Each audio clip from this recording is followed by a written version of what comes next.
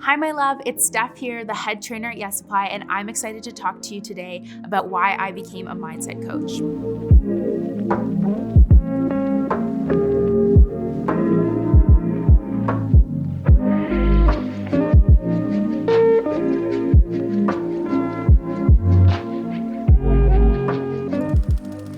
I've lived so much of my life inspiring and impacting those around me and wanted to know how I could make an even deeper impact and make long-lasting change that feels fun and effortless. That's why I decided to learn how to work with the subconscious mind, as it is so much more powerful than traditional coaching that only focuses on conscious level change. Before we get into more about the unconscious mind, I'd love to know what kind of coach you are, so make sure that you like and comment below what kind of coach you are. So what is the unconscious mind? It's often called the unconscious, which refers to the part of the mind that runs all of the thousands of processes in our mind and our bodies that we're not consciously aware of. Think about it. Every day, your heart beats, your lungs breathe, and you have so many other processes that often happen automatically, right? Without our conscious awareness of them. Your subconscious mind is doing all of that. Your subconscious mind also stores every sense, impression, thought, impulse, reaction, everything that's ever gone on in our life in our brain. And it also includes subliminal perception, repressed emotions, and deep-seated desires, beliefs, and fears. Most of us walk through life on autopilot, often unaware that our subconscious mind is really running the show. It reenacts the same habits, routines, and rituals based on the programming that we've had over our lifetime. So how does the subconscious mind work? From the moment you're born, your subconscious mind is constantly recording everything that's happened around you. You may not be consciously aware or remember all the things that happened, but your subconscious mind always keeps score. In fact, until about the age 7 or 8, you actually haven't developed a critical faculty yet. That's the part of your mind that accepts or rejects information, which means that you're essentially a walking subconscious mind. During this time, everything that happens around us goes in as fact, which means that your parents, teachers, friends, the TV shows you watch, the movies that you watch, they're constantly programming your perception of the world. In fact, the effects of our environment shape our subconscious mind, and that can be found from when we were super young.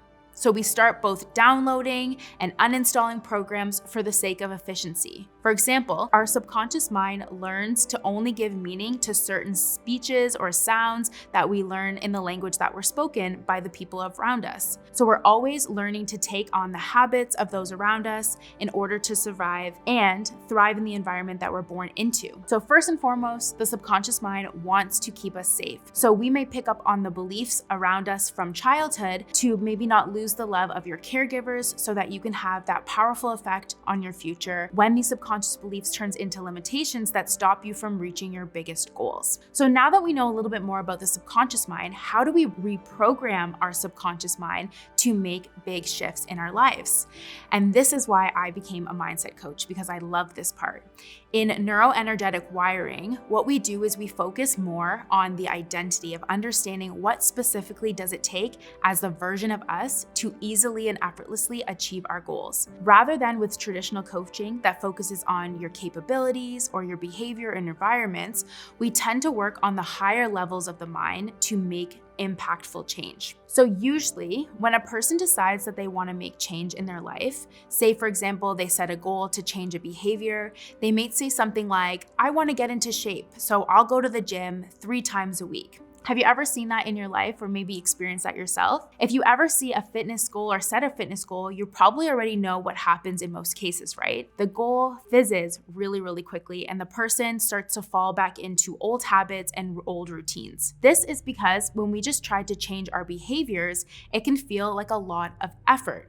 But when you learn how to work with the subconscious mind to reprogram and make shifts at the identity level, you start to shift your self-image and you start to see yourself in a very different way. So in the example that we just gave above, talking a little bit about how if you were to change your identity into someone who has a healthy or active fit lifestyle, think of somebody like LeBron James, right? I always like to give this example. You would never have to force him or make him go to the gym. It's just something that is important to to him that he highly values, and it's part of who he is.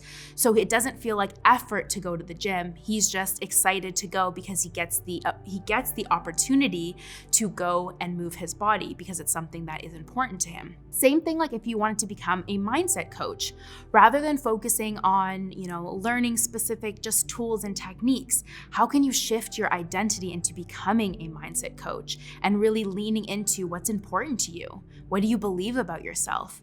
And then notice how that will have a direct impact on the things that you do each and every day, also the environment that you create around you. And that's why I love mindset coaching. It's rather than focusing on forcing someone to change or forcing someone to schedule something in, if we work at the identity level, we're allowing the client to really lean into, or the person lean into, their true desire and their true purpose and become the version of them to achieve whatever it is that they want. So another reason why I love being a mindset coach is because when you make those shifts at the identity, change happens easily and without any effort at all. And so we really are allowing ourselves to just be who we are, which allows the client to really feel fulfilled in their healing journey, where something maybe in their past may have been holding them back, maybe trauma or an experience. They're able to look at it from a different perspective and really take on the beliefs and the values of someone who would approach that situation from a different lens. So in the fitness example that we just shared, if you were to program in the identity of a healthy, fit, active person, it would have a ripple down effect into your values, your capabilities, and your behaviors. And it would start to feel so much easier for you to build the habit of going to the gym, because you would be able to program in the identity of that person. You can also program in the identity of anything that you want, a successful coach, leader, whatever you dream of. And those changes will start to filter down and show through your thoughts, your behaviors, your actions. And you'll start to see this within how you feel about yourself, how worthy you are, how talented you are, what you're capable of doing. And your habits will change naturally when you start to see yourself as the person who is worthy of having everything you've ever dreamed of. Another tool that I love to use to imprint those new beliefs is hypnosis. Hypnosis allows you to bypass the conscious mind and speak directly to the subconscious mind, making powerful suggestions that can help you shift your entire reality, because your subconscious beliefs turn into your thoughts, and your thoughts turn into your behaviors, and your behaviors turn into your actions, which therefore determines your results. Thanks so much for watching this video. Be sure to like and subscribe. And I'm excited to see in the comments any other questions that you have on becoming a mindset coach.